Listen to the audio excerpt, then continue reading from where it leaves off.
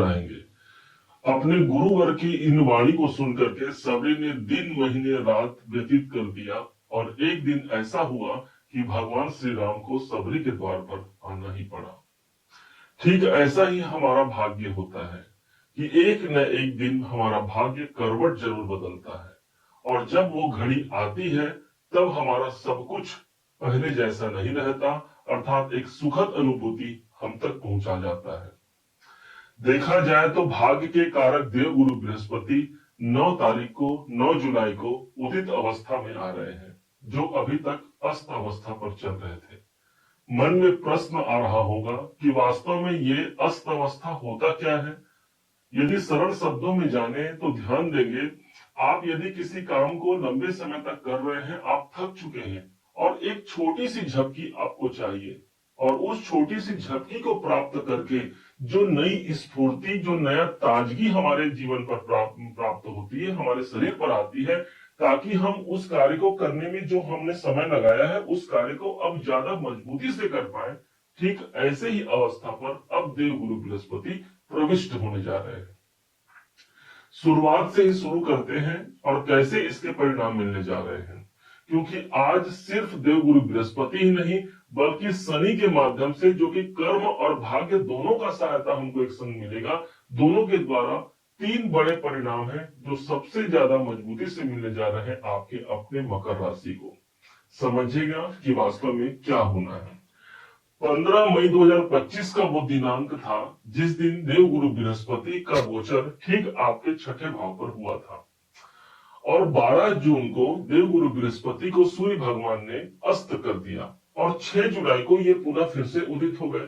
3 दिन बाल अवस्था पर थे, जिसके कारण से इनका शुभ परिणाम पूर्ण रूप से प्राप्त नहीं हुआ और अंततः वो समय आ ही गया जो 9 जुलाई का समय है, जिस दिन देव गुरु बृहस्पति पूर्ण रूप से पूर्व दिशा में उदित हो जाते हैं। अब अपनी आगे की अतिचारी अवस्था की यात्रा को ये आगे बढ़ाएंगे। अब जो हमको इनको प्रदान करना है, अर्थात भाग्य की उन्नति हो या किस फील्ड में ये हमको उन्नति दे रहे हैं, अब बड़े गंभीरता से इस बात को समझिएगा। छठे भाव पर देव गुरु बृहस्पति उदय हुए हैं।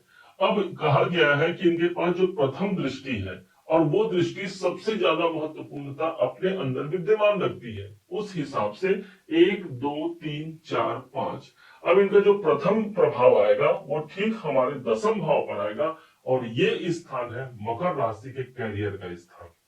जिस राशि पर ये 7 नंबर की राशि पर अपनी दृष्टि दे रहे हैं वो स्वयं शुक्र का घर है। ध्यान दीजिएगा, शनि इसका गुरु का शुक्र के संग बहुत अच्छा संबंध नहीं है। अब यहाँ पर देवगुरु बृहस्पति फिर कैसे अच्छा प्रभाव देंगे, इसका 2 उत्तर है। सबसे पहला ये कि देवगुरु बृहस्पति की दृष्टि आ रही है, अर्थात भाग्य के स्वामी की हमारे कैरियर पर दृष्टि आ रही है। दूसरा, जिस राशि पर इनकी दृष्टि आ रही है 7 नंबर की राशि, उसी स्थान पर कर्म के कारक शनिदेव उच्च के होते हैं और ऊपर से शनिदेव उस राशि पर विद्यमान है जो कि स्वयं इन्हीं का अर्थात गुरु की ही राशि है। इस प्रकार दोनों ग्रहों के मध्य एक एग्रीमेंट होता है कि भाई आप हमारे कैरियर के भाव को मत बिगाड़ना और मैं आपके तीसरे घर को नहीं बिगाड़ूंगा। अब प्रभाव जानिए।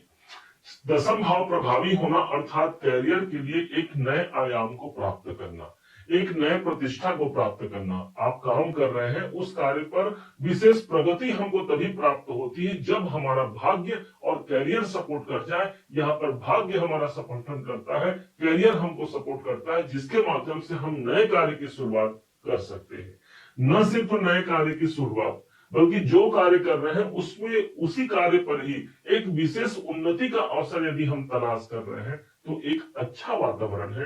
देवगुरु बृहस्पति की दृष्टि कैरियर के भाव पर है।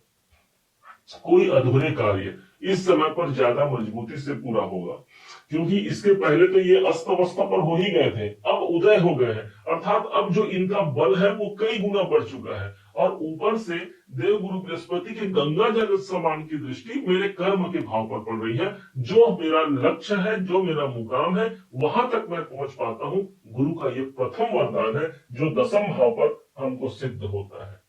दूसरा प्रभाव, दूसरा प्रभाव कहीं और नहीं, सीधे 12वें घर पर मिलेगी। यदि हम खर्चे से परेशान थे, यदि अनावश्यक हमारा मन डिप्रेशन या तनाव की स्थिति पर था, तो देव गुरु बृहस्पति की दृष्टि 7वीं दृष्टि पड़ रही है, अर्थात मेरे खर्चों पर रुकावट प्राप्त होगी। न सिर्फ गुरु की बल्कि शनि की 10वीं दृष्टि का प्रभाव भी ठीक हमको 9 नंबर की राशि पर ही प्राप्त हो रहा है। द्विगोचर सिद्धांत के अनुसार जिस घर पर भी शनि और देव गुरु बृहस्पति का प्रभाव पड़ जाता है, वो घर आपका सबसे ज्यादा जागृत हो गया। अब कौन सा स्थान हो गया? 12वां घर। इसलिए जो लोग विदेशों में रहते हैं, विदेश से जुड़ करके कोई काम करते हैं, या अपने किसी देश में रहकर विदेशी कंपनी से इनका लिंक बैठा हुआ है, तो इन सब लोगों को एक विशेष संपन्नता, एक विशेष सफलता यहाँ पर प्राप्त होने जा रही है। क्योंकि 12वां घर एक इन्वेस्टमेंट को दिखाता है, इसलिए इन्वेस्टमेंट के दायरे बढ़ सकते हैं। कोई योजना हमने बनाया है अपने पैसों को निवेश करने के लिए, तो यहाँ निवेश हो सकता है। न सिर्फ आपके पैसों का निवेश, बल्कि इस समय पर जो आपने पूर्व में जो कर्म किया है या अभी जो कर्म कर रहे हैं, ये हमारा निवेशित होकर के आने वाले समय पर बड़े परिणाम देने के लिए यहाँ देव गुरु बृहस्पति और शनि की ही दृष्टि मेरे 12वें घर पर पड़ गई है। 12वां घर वो मेडिटेशन ध्यान हो गया, जहां शनि हमारा कर्म है, गुरु हमारा भाग्य है, ईश्वर की कृपा हम मानते हैं गुरु को। अर्थात जो लोग मेडिटेशन ध्यान में जुड़े हुए हैं, जो लोग हॉस्पिटल में काम कर रहे हैं, जो कारागृह में काम कर रहे हैं, इन सब लोगों को भी एक विशेष सुखद अनुभूतियां देव गुरु बृहस्पति और शनि के माध्यम से द्वादश भाव कर निकल कर सामने आता है। अब तीसरा प्रभाव, तीसरे प्रभाव कहीं और नहीं बल्कि सबसे महत्वपूर्ण प्रभाव होगा, जहां पर 11 नंबर की राशि है और मकर राशि के धन की राशि है। ये धन का स्थान है। एक तरफ तो ठीक 13 जुलाई को शनिदेव वक्री हो जाएंगे और वक्री होकर के इनका प्रभाव एक घर पीछे पड़ेगा, तो वहीं पर देव गुरु बृहस्पति की जो 9वीं दृष्टि है वो कहीं और नहीं, धन के भाव पर ही पड़ रही है। इसलिए दोनों ग्रहों का प्रभाव किसी एक स्थान पर संयुक्त रूप से पड़ रहा है, और जो कि पैसों का स्थान है।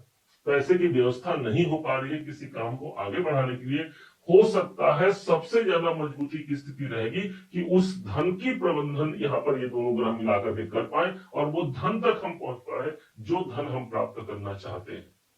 द्वितीय भाव आपके बैंकों का है। इस समय पर बैंकों में आना जाना बढ़ सकता है। ये एक ऐसा समय है जहां पर हम अपना धन संचित कर पाते हैं, क्योंकि द्वितीय भाव ही है जहां पर पैसों के संग्रह को देखा जाता है, और आप इस समय पर पैसे की बचत ही कर पाते हैं और साथ ही साथ एक अच्छे पारिवारिक, सुखद पारिवारिक जीवन का निर्वहन कर पाते हैं। क्यों? क्योंकि द्वितीय भाव आपके परिवार को ही प्रदर्शित करता है। गुरु की दृष्टि जिस भाव पर पड़ती है वो स्थान पवित्र हो जाता है। इसलिए कौटुंबिक स्थितियों को लेकर के यदि हम अशांत परेशान हैं, तो अब भाग्यवर्धक दृष्टि देव गुरु बृहस्पति की उदित अवस्था की जो दृष्टि है वो कौटुंबिक गतिविधियों को एक सुखद परिणाम के रूप पर तब्दील करेगा।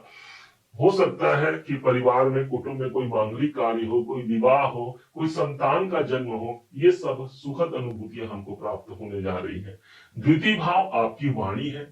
शनि का प्रभाव भी द्वितीय भाव पर पड़ गया, गुरु का प्रभाव भी द्वितीय भाव पर पड़ गया, तो इसलिए आपका कम्युनिकेशन बहुत अच्छे होने जा रहे हैं, आपकी वाक क्षमता अच्छी होने जा रही है। आप कोई डील करते हैं तो उस पर आप अपना प्रभाव जमा पाते हैं, आपकी बात सुनी जाती है, और यहाँ द्वितीय भाव का एक प्रभावपूर्ण स्थिति पर आना एक अच्छे आर्थिक दायरे तक आपको पहुंचा जाएगा। कहीं धन की व्यवस्था नहीं हो रही, धन के संबंधित कार्यों के लिए भी ये सबसे ज्यादा महत्वपूर्ण रखता है, जहां पर गुरु और शनि का प्रभाव एक महत्वपूर्ण विषय, एक महत्वपूर्ण परिस्थिति को जन्म देगा। अब कौन से कार्य हमको करने चाहिए?